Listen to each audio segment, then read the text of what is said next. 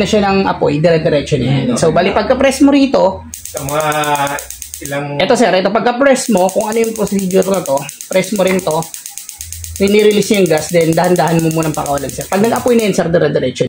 Good day guys, nag-deliver nga pala kami kay client ngayon ng gas range na may 3 burner at may 1 hot plate guys. Napakaganda nito, napakamahal pero napakamura na ngayon. Ayan guys, ayan, naipit pa nga ako sa kamay guys. At ito na yung actual demonstration guys. Ayan pag nagpa-deliver kayo guys, syempre may pre-demonstration tayo para mas maintindihan nyo ng maigi ang paggamit ng gas range at hindi kayo malito. Napakadali lang yan guys at napakasimple. Ayun lang, kaya bumili na kayo buy now, delivery later. Ayun nga, isa sa advantage, napakaganda nito once na maubusan kayo ng gas. Pero ang sir, pag ganyan sir, for example, nakasaksak siya, push mo lang to.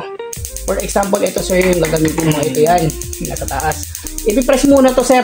As long as bago kasi siya, hindi pa siya nadadaanan ng oxygen tsaka ng gas, medyo matagal dapat yung pag mo. Kasi once na madaluyan na siya ng apoy, dire-diretso niya. So, bali pagka-press mo rito, sa mga ilang... Ito sir, ito pagka-press mo, kung ano yung procedure na to, press mo rin to, rini-release yung gas, then dahan-dahan mo munang pakawalan sir. Pag nag-apoy na yun sir, dire-diretso na yun. Okay, ganun din sa kabila. Bitaw na rin doon. Bitaw na rin ang gas. Okay. Paano yan? Kasi di ba tatlo yan? Paano gagamitin kung isa lang? Kung isa po, for example ma'am, ito. Ayan, ito yung indicator niya. Yung may puti na yan para dito. Ito yung, ayun din. Ito. Yan. So pwede siya, di ba? Tatlo sabay-sabay. Pwede may sir. Kahit lahat po yan, sabay-sabay. Yan yung isa sa advantage. Ito po yung guide. Ito ha? Yes. Ito po yung sa kuryente. Painitin natin sa